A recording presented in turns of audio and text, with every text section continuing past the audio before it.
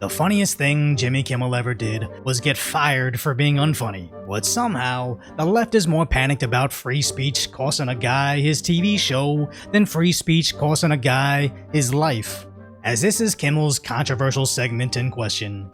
We hit some new lows over the weekend with the MAGA gang desperately trying to characterize this kid who murdered Charlie Kirk as anything other than one of them and doing everything they can to score political points from it. Where the next day his show's doors were closed as they sent away him and his team. As Nextdoor quickly announced, they object to Jimmy's offensive comments and will no longer air his show for the foreseeable future, which prompted Sinclair to do the same on their ABC stations, making a statement that on Friday, they will air a special remembrance of Charlie Kirk instead, calling upon Kimmel to issue a public apology and a personal donation to the Kirk family and Turning Point USA. But judging by the Hollywood Reporter, Jimmy wasn't going to apologize, he was just going to double down. Jimmy Kimmel was fired because he had bad ratings more than anything else, and he said a horrible thing about a great gentleman known as Charlie Kirk. And Jimmy Kimmel is not a talented person. He had very bad ratings, and they should have fired him a long time ago. So,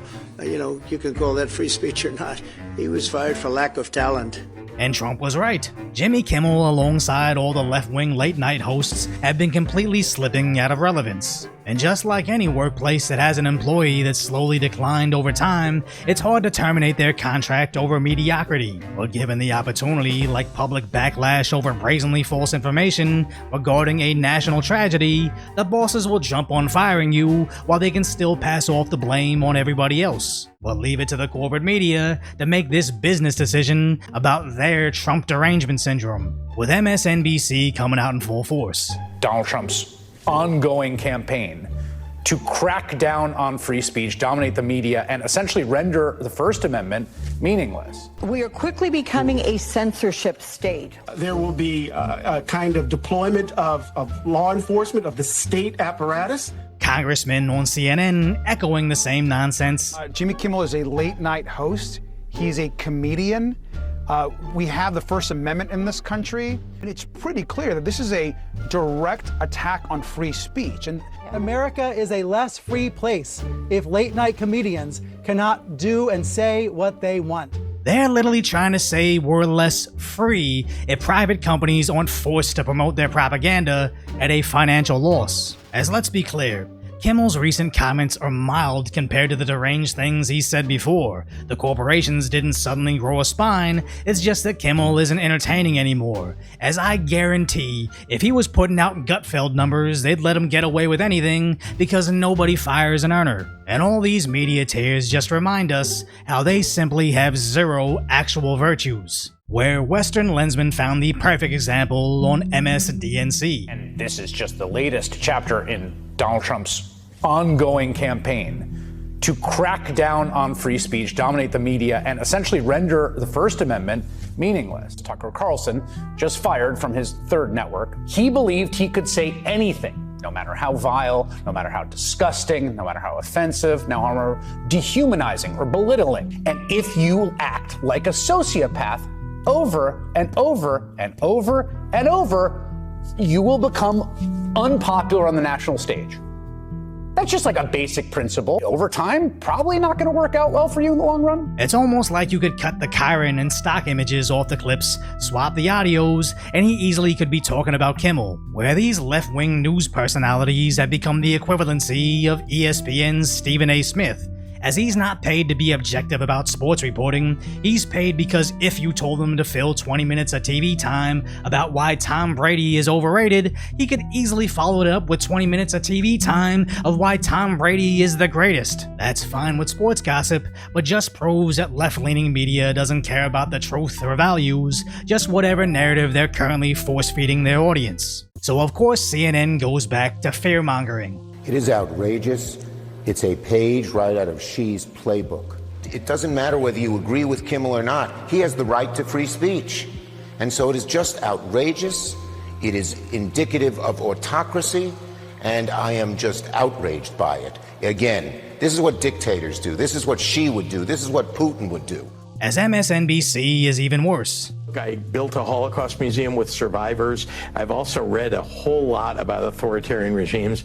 This is the playbook, folks. The Democrat governor from Illinois actually just tried to compare the Holocaust to an unfunny comedian getting his show canceled. Not only is this incredibly disrespectful, but just reveals how desperate the Democrats have become, as Jimmy Kimmel is just another one of their guys added to a long list of idiots that lost their left-wing platform, as that last one has been freaking out over this online. Jimmy Kimmel, they're trying to cancel Jimmy Kimmel. I'm sure you've heard the news by now.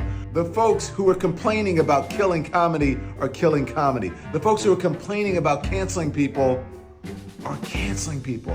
Which is funny because on an Instagram account with 1.6 million followers, he was just going live to a total of 600 people. This guy used to have his own show on primetime cable, and now he's out there making TikToks nobody cares about.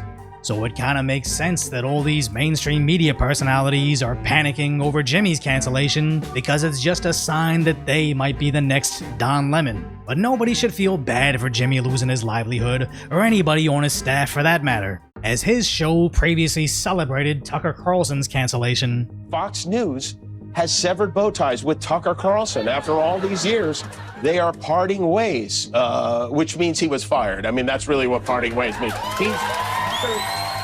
What a shock. I mean, what an absolutely delightful shock this is. Laughed about Roseanne's cancellation. And the biggest story of the day today was Roseanne. Roseanne, you're not going to believe this, but she tweeted something outrageous. I know, yeah, right. The president did it too. It's crazy. Anyway, ABC decided to cancel. As he even made memes about Trump losing his ability to speak freely, but most importantly, advocated for the cancellation of you. Vaccinated person having a heart attack? Yes, come right on in. We'll take care of you. Unvaccinated guy who gobbled horse goo? Rest in peace, Wheezy. Laughing at hospitals denying care to anybody that didn't listen to his propaganda is probably why people stopped listening to him. The funny part is, if the network didn't cancel his show, the left likely would have, eventually, as South Park had to cancel their upcoming episode for reasons, and now leftists online are calling to cancel anything Disney related, which is hilarious as they always eventually turn on each other. Again proving no matter how many years of representation, inclusion, and progressive intent, they're always one step away from failing the left's ever-changing purity test, as once you bend the knee to the woke mob, you'll eventually be on.